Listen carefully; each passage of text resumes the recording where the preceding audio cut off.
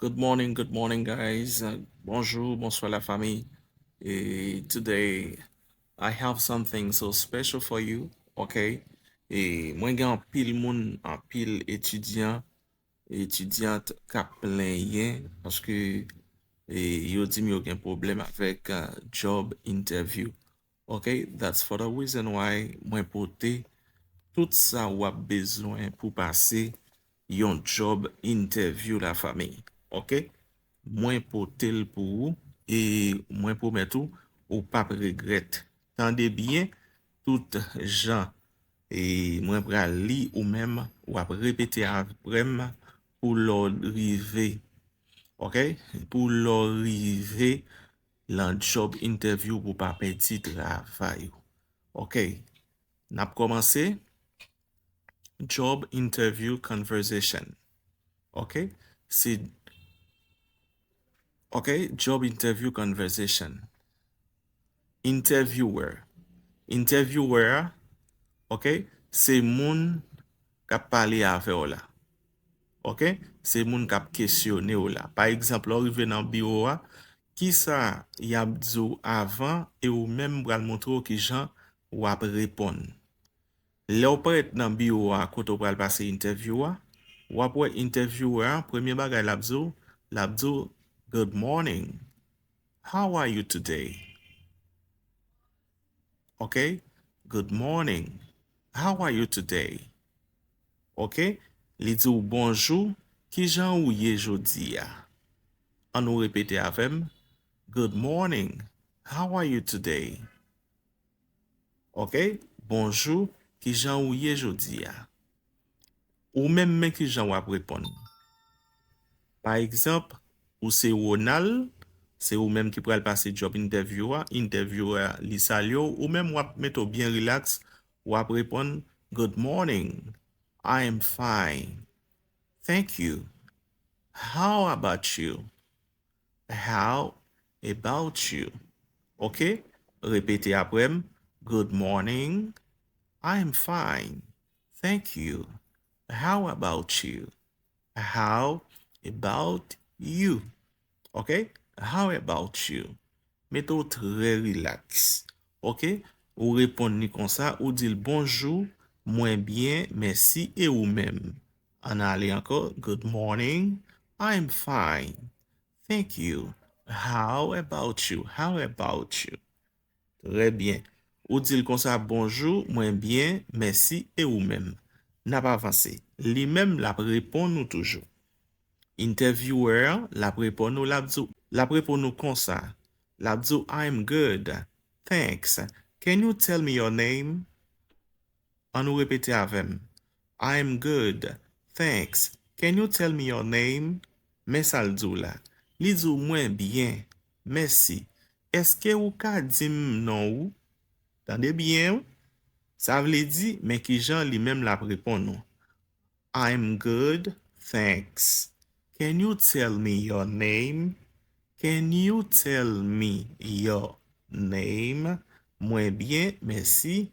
Eske ou ka dim non ou? N'a pas avancé. Ou même men ki jan wap repon, ou même kap pase, wap repon ni kon sa, wap di yes. My name is Ronald Jean Baptiste. Yes. My name is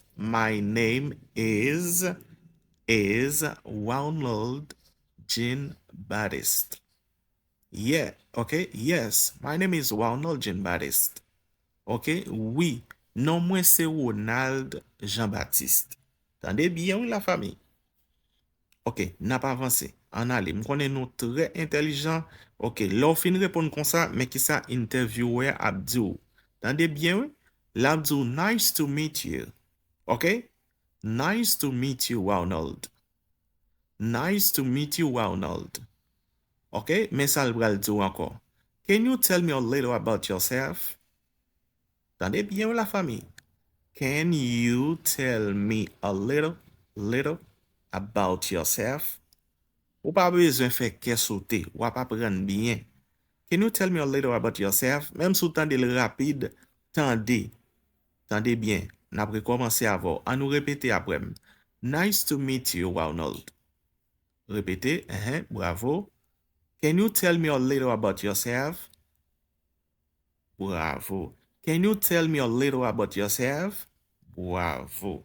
Nice to meet you, Ronald. Can you tell me a little about yourself? On a les plus rapide comme ça. Nice to meet you. OK, on a les plus rapide. Nice to meet you, Ronald. Can you tell me a little about yourself? Bravo, bravo. Content rencontrer ou, Ronald.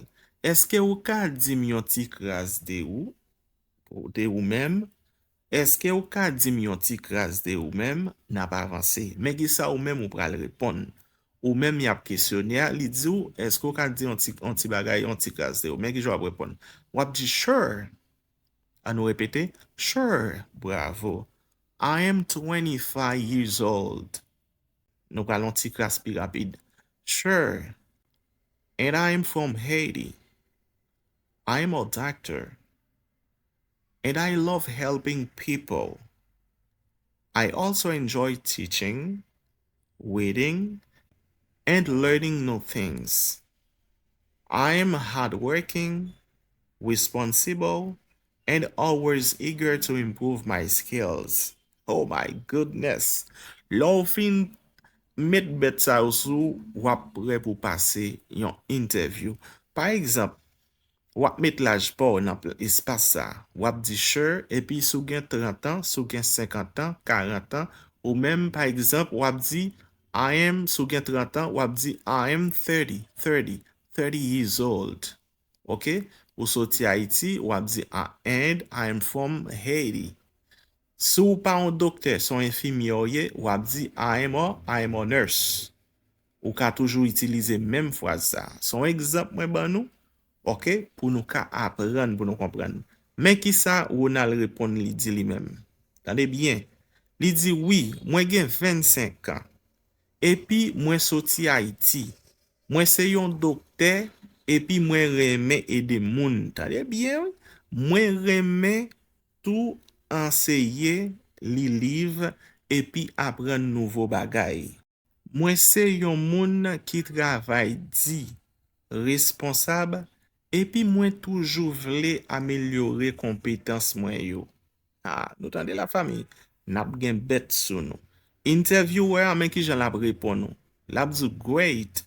Ça c'est pas great. Mes amis étudiants, entendez bien. C'est pas great, c'est great. Great. Répétez après. Repeat after me. Let's go. Great. OK. Mais en question le pral pose là, c'est la problème nan e. Do you have any work experience? Tendez bien, oui?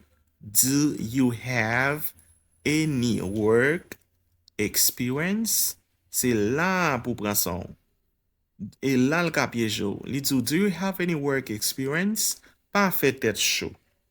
Pas fait tête chaud. Mais ça le dit là. Li dit, ça bel en pile. Great là, ça bel en pile. Est-ce que vous avez quelque expérience dans le travail? À nous répéter encore. Let's go pour nous mettre ça dans la tête. Non? Great. Do you have any work experience? Let's go. Je vais pour qu'on y a répété. Bravo. Great. Do you have any work experience? Mais qui Jean va répondre? Mais qui Jean Ronald va répondre? OK? Yes. I have worked as a teacher for 2 years. Tendez bien? Yes, I have worked as a teacher for 2 years.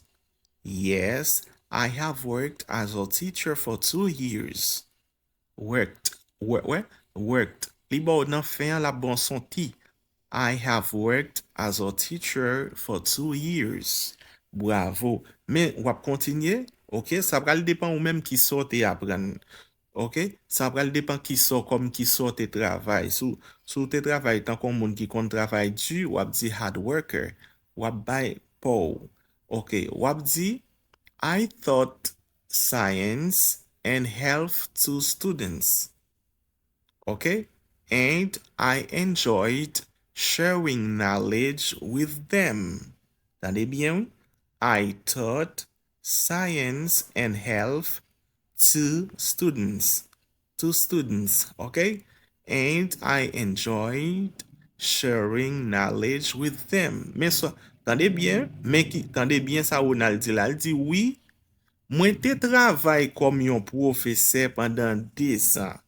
Mwen te ensegnye science ak santé bay élève yo. Epi mwen te reme pataje konesans mwen ak yo. Hey, nap gen bet sou nou.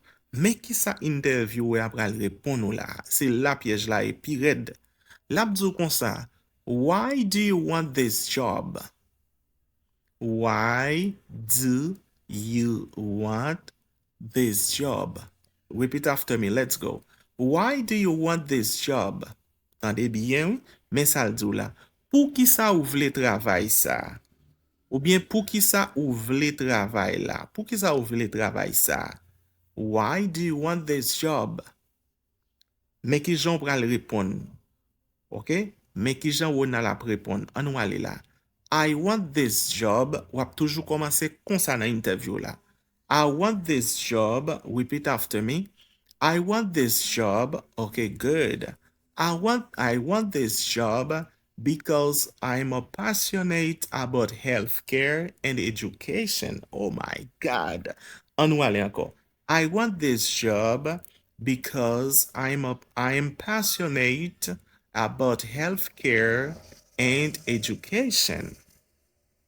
When la komanse la di, I believe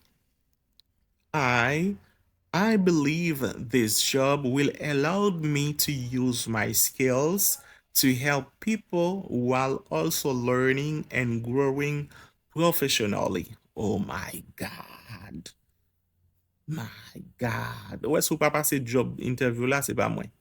An wale anko. I believe this job will allow me to use my skills to help people while also learning and growing professionally. Professionally. Growing. Ouais, learning.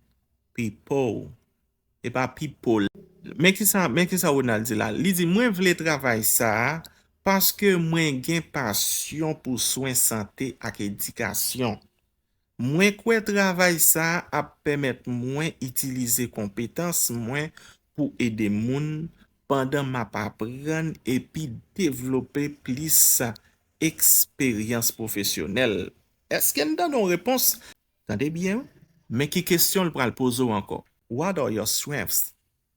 Li di what are, se pa what are, non, what are. What are your strengths? Men ki sa l djou la? Ki sa ki fos ou? Ou bien l kapab djou, ki sa ki fos ou? Ou bien l kapab di ki fos ou gen, ki sa ki fos ou? Ok? Ki sa ki fos ou? Ou bien l kapab di ki fos ou genyen? La djou what are your strengths? What are your strengths? Ok? Men ki jan ou nan la repon.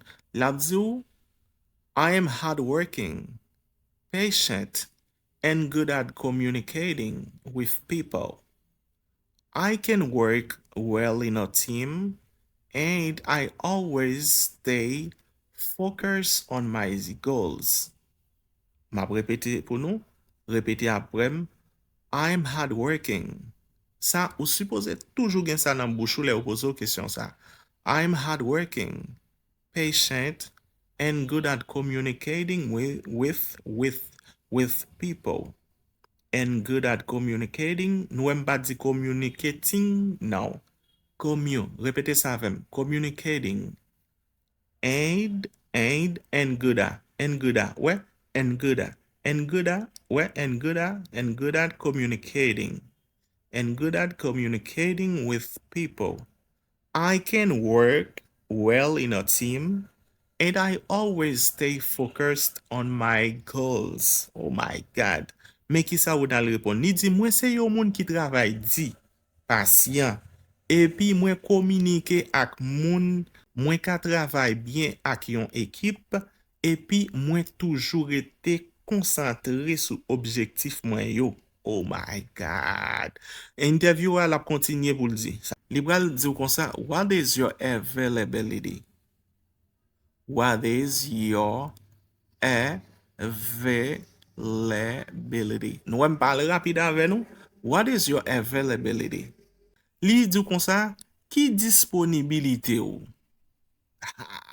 Parfois, on kon questionne moun yo pense son pile bagay, et puis sortant de ou di job la. Li di, what is your availability? Ok, mais ki Jean Ronald li même pral répondre. Ça, ou même tout c'est comme ça pour toujours répondre. Ou après, Ronald a répondre comme ça, l'abdou, I am available, ouais, available. I am available full time and can work flexible hours, including weekends if necessary. Tendez bien la famille, mais qui j'en va répondre. Répétez après. I am available. I am available. Good. I am available full time and can work flexible hours. Okay? And can work flexible hours. Okay, good. Including weekends if necessary. Répétez après. Necessary. Ok. Mais qui ça veut dire, guys? Li dit, mwen disponible à plein temps. L'on dit full time, c'est à plein temps. Mwen disponible à plein temps, et puis mwen ka travail n'importe qui l'est. Ok? Tendez bien? Même dans fin semaine, si ça nécessaire. Parce que là, on parler de weekends. Weekend signifie fin semaine. Tendez bien? Mais qui question le pral poser encore? Do you have any questions for me? Tendez bien la famille. Do you have any questions for me? On a les plus rapide. Répétez après. Do you have any questions for me? Oh my God. Qui ça le dit là? Qui ça interviewer a dit? Il dit, est-ce que vous avez quelques questions pour moi? Répétez encore. Do you have any questions for me? Oh my God. N'a fin fò nan même là. Mais qui gens wap répondre? Ou bien, soute nan place Ronald, mais qui ça wap dit? Yes. What are the working hours? What are the working hours? Okay? Et puis, Ronald a continué, l'a dit, and is there any training for new employees? And is there any training for new employees? Ou capable de new, ou bien capable de new employees? Tendez bien, on répète l'ensemble avec moi. Yes. What are the working hours? Ok, la continue, la dit, and is there any training for new employees? Mais qui ça ou n'a dit en créole? Il dit oui. Qui les aurait travail là yé? C'est ça ou dit, what are the working hours?